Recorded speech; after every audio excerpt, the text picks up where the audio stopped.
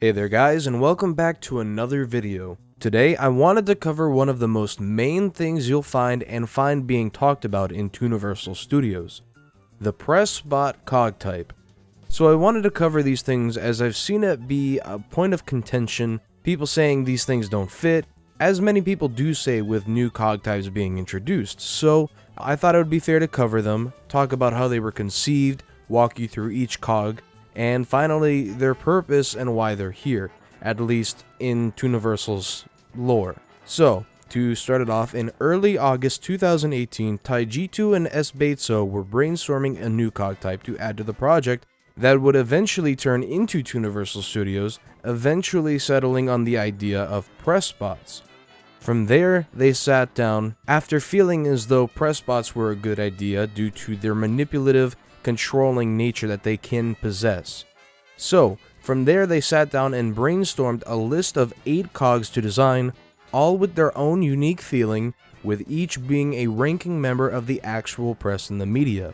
Settling into the 8 that made it in-game, shown here in concept art, it all starts with the Paperboy, Shutterbug, Gumshoe, Hackett, Ghost Rider, Gazetteer, Newshound, and finally, the Anchorman. So with that being said, let me walk you through each individual cog and tell you a little bit about them so you can become a little bit more familiarized with them. So let's start with the Paperboy. It's obvious, the lowest on the totem pole of the Pressbots is a cog designed all about the lowly delivery kid delivering newspapers all around. Next is the Shutterbug. The Shutterbug is designed to be the members of the press crazy about photography. Paparazzi desperately taking photos hoping for their next big break, designed as, well, a bug. Then we have the Gumshoe, a more detective-like role for the press. This is someone who digs deep into the facts to deliver critical info and bring big scoops forward, designed as a literal shoe with barbed wire laces. Followed by the Hackett. Hackett is an English term for a female journalist, someone that delivers heavy-hitting news and writing for all to witness.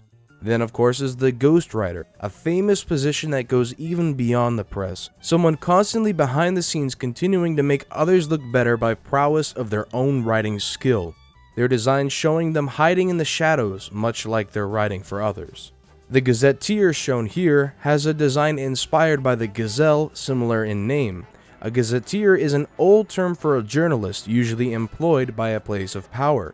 A journalist with a strong backing who can do no wrong in what they publicize to the very people who enlist them to do so.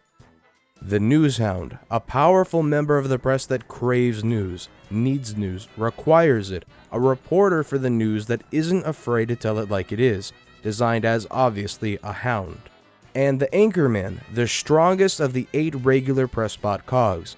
This is the face of the media, the one on every big screen and billboard around. The one whom many believe every single word that comes out of their mouth just because they say so.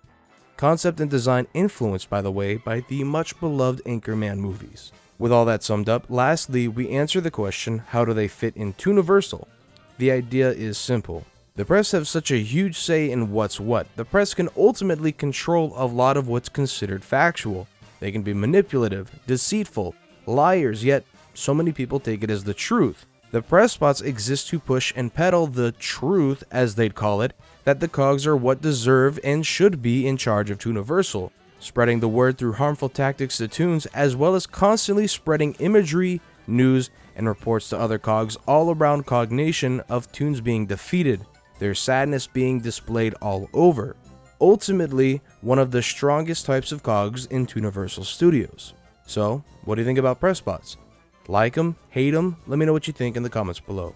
And as always, thank you all for watching, and I'll see you all next time in my next video.